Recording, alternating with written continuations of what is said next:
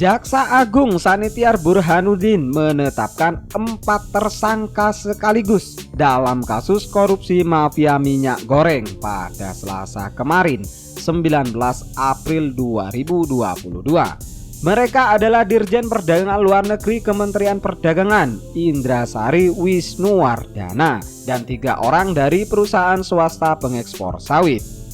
Dalam penetapan ini sekaligus membongkar masing-masing peranan para tersangka dalam kasus korupsi ekspor sawit yang menyengsarakan masyarakat beberapa bulan belakangan ini. Pertama, Indrasari Wisnuwardana, yakni adalah Direktur Jenderal Perdagangan Luar Negeri Kementerian Perdagangan. Indrasari diduga berperan dalam proses pemberian izin dan dugaan menerima gratifikasi atau suap penerbitan ekspor minyak goreng.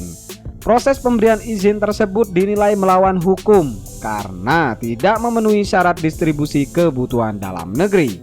Sementara Kementerian Perdagangan baru saja mengeluarkan peraturan yang menargetkan agar kebutuhan sawit dalam negeri dipenuhi terlebih dahulu.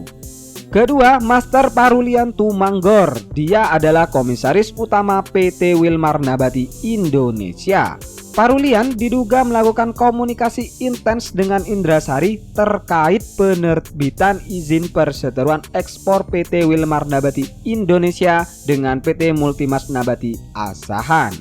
Ketiga, Stanley MA, Senior Manager Corporate Affairs Permata Hijau Group. Stanley disebut berperan dalam komunikasi intens dengan Indrasari dalam proses penerbitan izin perseteruan ekspor Permata Hijau Group. Hal ini dilakukan dengan melanggar hukum karena tidak memenuhi syarat distribusi kebutuhan minyak sawit dalam negeri.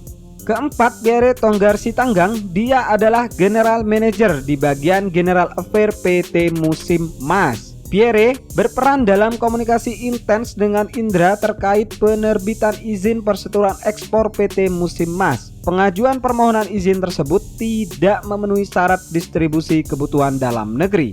Keempat orang tersebut ditetapkan sebagai tersangka dengan alat bukti berupa 19 saksi dan 596 dokumen serta beberapa ahli penyidik menduga adanya upaya melawan hukum.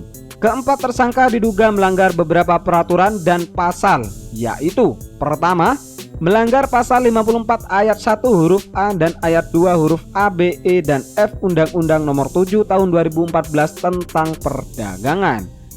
Kedua, melanggar keputusan Menteri Perdagangan Nomor 129 Tahun 2022, Jo Nomor 170 Tahun 2022 tentang penetapan jumlah untuk distribusi kebutuhan dalam negeri atau domestic market obligation dan harga penjualan di dalam negeri atau domestic per obligation.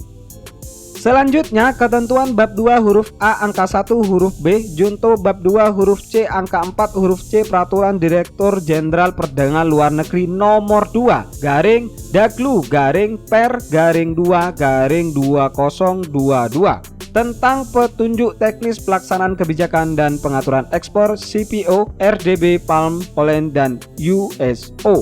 Oke, demikian saja informasi kali ini. Mudah-mudahan ketika keempatnya memang benar-benar terbukti bersalah, mudah-mudahan mendapatkan hukum yang setimpal. Sampai jumpa di video selanjutnya.